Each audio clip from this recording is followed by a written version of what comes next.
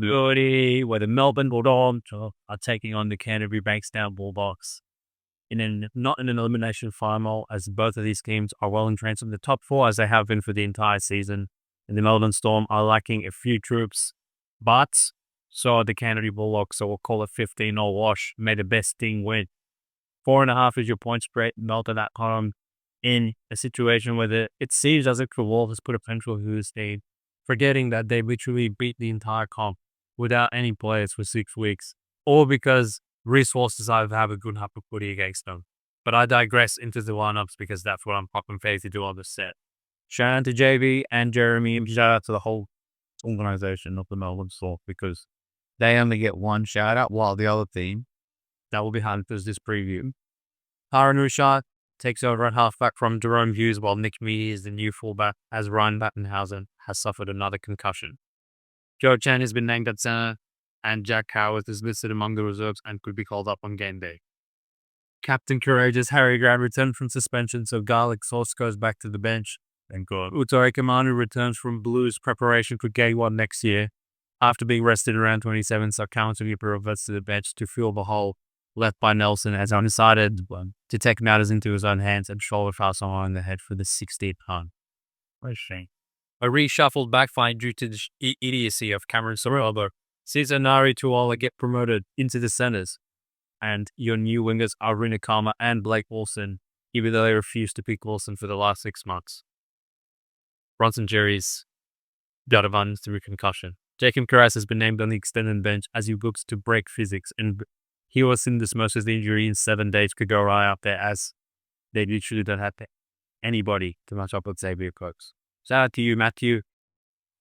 The only man still waving the blue flag to this club, as even the most avid Bulldogs fans potentially come out and said, we are fucking giving up. That's I know. Like, shout out to Pistorius, who was quoted saying, we don't deserve to be playing farmers footy, but you do, mate. I'll back you there. You had a great fucking season.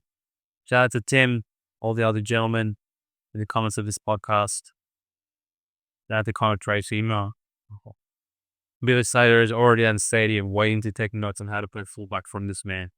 If Rinakama's back, you all know how I feel about him. The fact that they had to name you is dire straits in Canterbury right now. And Ari, I normally say you have the ability to score because you're not a Knights jersey, but in this instance, you may all be running out in a Knights jersey.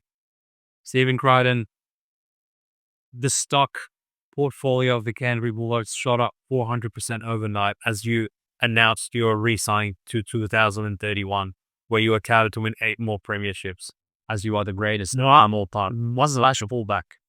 Will you play fullback, pseudo fullback in this game? I hope not. You winner. Blake Wilson, shout out to you. Probably the last game in the Canterbury jersey. I suspect you'll be in the Manly colours after this game. Matt Burton, 7 weeks without you playing up a human being. It's got this around. Are you waiting for files to prove your worth to the Perth Bears? We'll see. Lachlan Galvin, you are back to having 0 statues. But how Tanavan Kajuli as well. If they manage to win this game and get themselves by the prelim, all can you be revealed, as they will mass produce them. Nice. Shout out to Maxine Noni, blew you away as the Bulldog blew hopefully for the sake of the stake. Shout out to Bailey Hayward. Cameron Smith also is parked next to Billy so to take notes of how to play the hooking position from you. The man that invented the dummy half roll in 1908. He's been around that long. Sam Hughes, you will be sold on a hat trick. You probably not be a hat trick. Kick out, shout out to you, pretty good player. Shout out to Jacob Preston, the Australian and Kangaroos and New South Wales captain. A lot is going to be riding on your pledge, defending Albert against this onslaught. Shout out to Salmon. It's just what it is. You're going to be the lock, and Ciraldo, come hell or hard water, is not going to be the from it, and he definitely does not watch the podcast. Shout out to Kurtman, you can't be Boots Marone. Shout out to Cooper Noir. I'm surprised you're not playing center because you were the Dalium center of the year last year, but hey, don't pick up. Shout out to Karen, he's pretty good as well. Shout out to Reed Marnie. He's just making up the numbers. He probably won't actually get on the field because he's now the 73rd best booker in Canterbury. The spread of 4.5. Is that it? But you feel as if it is super. To be completely written off and only be $4.50 concerns me. I mean, does it not concern you? I feel like Canterbury fans themselves have written them off. So who the fuck's betting on this market? Someone explain. Someone tell me. Who's betting on dogs? Like, in my opinion, if they were completely written off, we're looking at 7. And at this point, I am very concerned when it comes to spreads like this. This could fuck us over straight away. Because why the fuck are they only 4.5? They're done. They look done. They looked cooked. This is the Dragons game 2.0 all over it. And what's incredible is in the final scenario where that lines are so accurate. So who the fuck is only laying 4? Who is it? Tell me. Someone find out these people that are only taking 4 points of dogs, because they're an awful group of players. Melbourne literally only need to score 12 and they'll cover 4 because Donks only can get to 6. So at this point, I'm very concerned. Not because I think dogs are good, not that I think they're going to fucking win the comp and do everything. My concern is I'm looking at the price and being like, why no than $1.50? It literally should be $1.25. It's going to suck. We watched the week after week shit the bed, and now we come to finals, and that people are like, well, it's finals, a fucking different beast, and, there's more pressure on Melbourne. There isn't. Melbourne don't care. Melbourne will have, even if Melbourne lose, they could still make grand finals. And what's incredible, the only thing that really concerns me from a dog's part is the fact Curaz is there, offers syndesmosis. Like, it smells like desperation, your teamless. How can you sit there and go, offer syndesmosis, you have to play for us no matter what, all over 5? Like, you still have next week. If he's so fit to be on the reserve this week, he'll be fine next week to play. Right? So, like, you don't even have the balls to sit there and go, you know what? These are leaders we have, we're going to fucking play it. Fuck it. We don't give a fuck. We're going to risk this coming back from injury, like Ciraldo's done throughout this whole period, the last 3 weeks, risk comes from injury for no reason. And He's a risky one. yeah, it's turned out so well so far. Your back line is fucking looks like dirt. I just don't understand that. But from a numbers perspective, you are looking at the number right now, 4, 5, whatever it is. It has not 6, which it blows my brain. And it concerns me. Truly, I'm sitting here worried about this first game because I think Melbourne should win. There's no reason for the Dogs to go there and win, but someone is seeing something went on because fucking hell, it should be 6, 7 points at least because Dogs are awful. They couldn't even fucking keep it close with Cronulla. And Cronulla in second gear.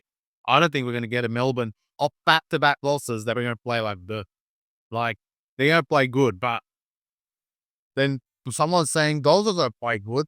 Dogs have to play 200% better than they did last week to even compete with this Melbourne team. Someone's thinking they will, so it concerns me looking at the price. If I wasn't a punter and I just looked at the game like a fucking bitch, I'd be like, yeah, Melbourne should win this easily. Dogs shut. But I'm looking at the number and being like, what the fuck? Why is this 4? Doesn't make sense. I'll take it, but with no confidence whatsoever. So your trepidation is not anything actually footy related. You more just, you have an eyebrow raised as to how do we know what we know about both of these teams and Melbourne are only laying 4. Yeah. Okay. Have you considered enough what's been happening on the Melbourne side of things? No, I agree. Because all of your all of your conversation up until this point has been, the Dogs can't do this, that they have these backline players that suck ass.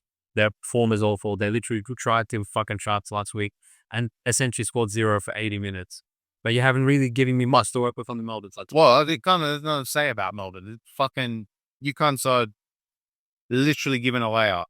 Doesn't matter who's running out there. It's only 4 points to Dogs. They can't even string 4 points together at this point. Like, what do you want me to say? This Melbourne team of back-to-back losses, am I really going to sit there and go, you know what? Yeah, bro, the problem's going to be grand. I said, when on the other side is Tuala. Boy, bro, the problem's going to be Stefan. When the other side of Max Ski, who apparently, which I read today, had been ill for 6 weeks and playing anyway. Who gives a shit? Like, any player, you could be like, oh, well, this guy's better than this line. Hughes is not, can't. Dogs are like, Dogs could have everyone right now. And they do. And they're awful. Like, who gives a fuck?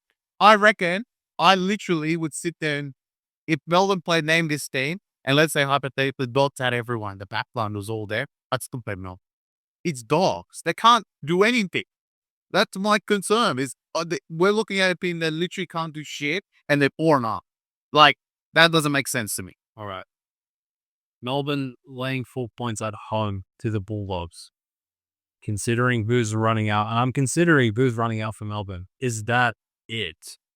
Or not? I am. Well, that's it. Someone at these books are smoking the gunji, brother. Because when the fuck have Melbourne laid 4.5 in Melbourne to anyone for this entire year? You know, I mean, some of the teams that have gone there, Brisbane went there full straight in these clubs with 6.5, and Hughes didn't even play that game.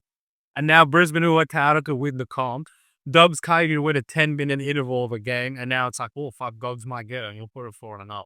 Cunts are on methamphetamine. Oh yeah, that's what I'm saying. On the Melbourne side of things, knowing Bellamy the way we do, obviously he can't help himself. He has to try and be tricky. So I am actually predicting that come game day, number one, Joe Chan will not be playing center. It will be Jack Cowler. Number two, Wishard's not going to be your halfback. It's going to be John Pezza. Wishard will work to the bench at once because he's fucking with that, you know?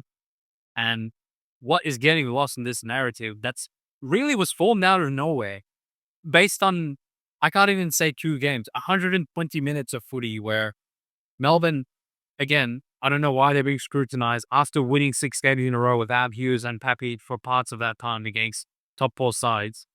Lost to Roosters in the second half because no one needed to watch it scored 50 tries. And then sure, they got done in Brisbane last week. I'm not saying that they did it, but where the fuck's the narrative around the Dogs being as awful as they've been? I'm not sure where Melbourne went from like comprehensive premiership favourites, won every game without Hughes, and now Hughes goes down again, and they're like, fuck, we'll put him 4-0. That just makes no sense to me. Considering that Harry Grant hasn't been there, the games they played awful, but when he was there, he genuinely looked like the best player in competition. So that kind of eludes me to think that people have actually forgotten the effect that Harry Grant has on this team. Like the first time they played Roosters, where literally I'm pretty sure Munster didn't play after Origin. Hughes got injured in the middle of the game and Pappy didn't play. Literally, Harry Grant fingered him by himself, scored like 36 points, and 8 of the front row score. And everyone's like, oh, well, Harry Grant's back, but it doesn't matter. Hughes is out, even though he's played 1 game in 8 weeks. They have a definitive advantage outside with Coates and Warbrick going up against Brina Karma. And, you know, even if Taraz plays at 70%, yeah, he can't match up with Coates anyways. That's just something with the ball can't be tamed. And Melbourne, we saw actually go on this massive winning streak on the back of their defense. And sure, Norman Eatwise scored 50 tries against their second stringers. Sure, Reece Walsh had some moments of brilliance, but that doesn't undo an entire season of good work from this side. And on the other side of things, Bulldogs, these times couldn't fucking score a ruffle the way they're playing. I mean, fuck me. You want to blame it all on Galvin? Look, there's plenty enough blade to go around. These pricks in the media, honestly, some of the lazy pricks in the business, they just be like, well, Galvin came in and they're 4-4 since then. He must be the fucking Bob. Like, where the fuck shit at is the accountability for Burton, Kikau, Tracy, the Ford part. Ciraldo for picking fucking Hayward instead of Marnie because the service from dummy half has not been the same. This is the exact same forward pack that fucking won 50 games at the start, and now they literally lost the forwards to fucking Roosters who drop it every 2 shots. And Shark couldn't even give a fuck to even be there to play this game. But nah, it's all Galvin Holt, bro. He's 19, and even though he saved us against Dragons, was just playing here every week. Fuck it, level like let's all be bored. Look, all I wish for, not the all of these has to lose 60-0. So, and I want to lose 60-0 a week after. Yeah, just that can't know that it's actually not Galvin. You can't like. I don't. In my opinion, I don't know what the excuse is, but the left side just can't do anything anymore. But it's Galvin's fault. Yeah, it does make sense. That's ruled it. But they're 4-0. What else do we know? Melbourne. There's always a narrative of upper loss. They are more likely to do this. Well, that kind of doubles down, in my opinion, triple down even going into the finals back in Melbourne, where traditionally, look, this is not a team you want to fade off a loss. Let it 2 losses. Fuck me and you're ready to go. And they have the big game players to sort of give you cause to be like, well, we can give them a pass for that, knowing how much better they would play in a final situation. Harry Grant will be fresh and ready to go after his sit on the sidelines. And he's kind of the engine of what's made Melbourne go this year. Their outside backs are powerful. Their forwards are powerful as well. And their ability to generate ruck speed is second to none. Like, if you go and watch the first time they played Roosters, some of those tries were like, Roosters are like, we just like can't get back on the fucking goal line in time because they're just playing the ball so quickly. Harry's going up and dummy happens. Everything happens around him, right? So when he wasn't there, you had dog wank servers from Garlic out of dummy half. And it's just been Wishart 1 week, Pezzett 1 week, Hughes with one arm the other week, to where they haven't really been able to execute offensively. But like you said, Chris, they could genuinely score 18 points, and I would sit there and be like, they probably will cover. Because I don't see how, unless like the Dogs, I will give them this respect that they play final style of footy when they're at their best. Their forwards, they have a good rotation of middles between leg speed and size and line speed, and they can get under your skin and frustrate you and force errors and do all these things. But that's the Bulldogs at their best, right?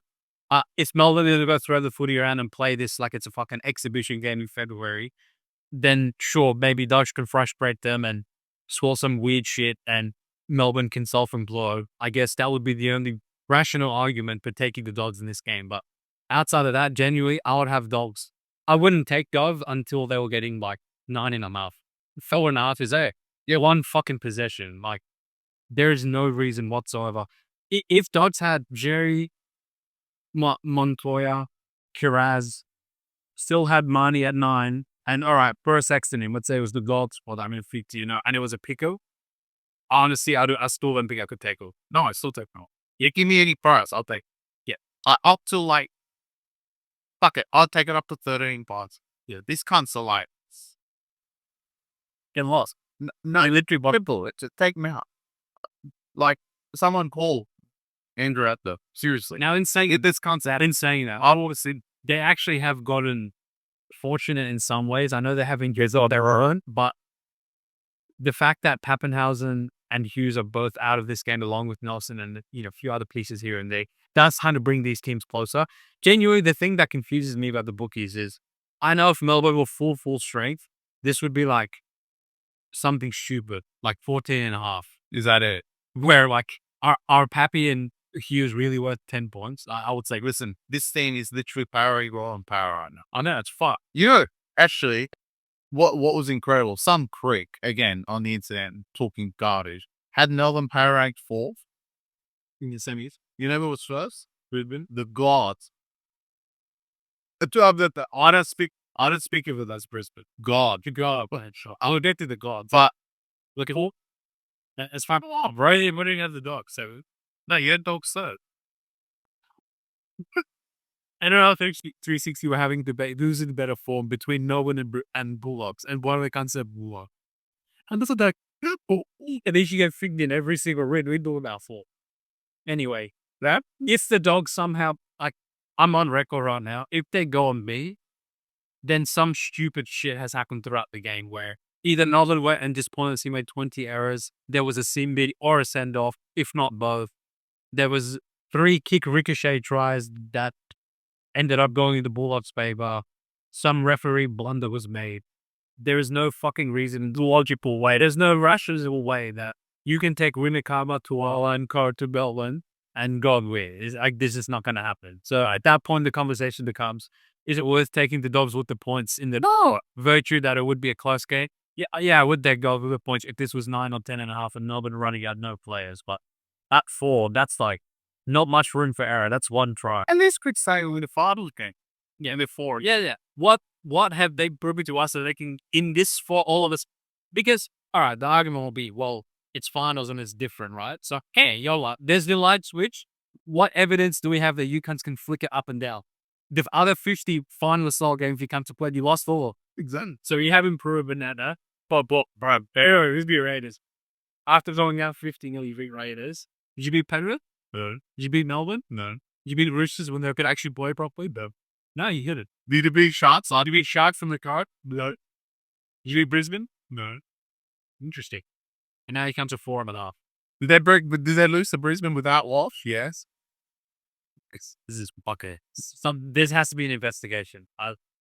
So Bulldog fans again, Tim, the other blokes. Look, we never die group. It's fun. Truly, if you're a diker, then tell us. I don't want to hear, yeah, dogs, Mike. I love Bulldogs, and that's why. I want to hear why. Tell me why. Explain to me why Bulldogs are going to beat this Melbourne thing. And I'm open ears, but I'm not saying. You know what's interesting? Next week, you'll come and Kane because of Blue Lake fight. Oh, they'll win next week. Don't worry about that. They'll be worried.